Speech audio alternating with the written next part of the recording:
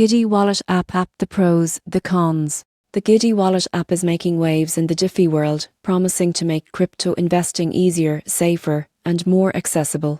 But how does it really compare to traditional wallets? Let's explore the pros and cons of Giddy. Starting with the pros, Giddy's standout feature is its keyless recovery system. Unlike most crypto wallets that rely on a 12-word seed phrase, Giddy lets you back up access using your phone, email, or even trusted friends. That means no more stress about losing your recovery phrase, a major innovation for mainstream users. Another advantage is direct Diffie access. Giddy lets users stake, swap, and earn rewards directly inside the app, without needing to connect to complex external platforms. This simplifies DeFi for beginners while still offering competitive returns. Giddy also supports multi-chain assets, including Ethereum, Polygon, and other networks, and provides real-time transaction transparency so you always know where your funds are and how they are working for you. Now for the cons. First, since Giddy is still relatively new, it doesn't yet support as many coins as older wallets like MetaMask or Trust Wallet.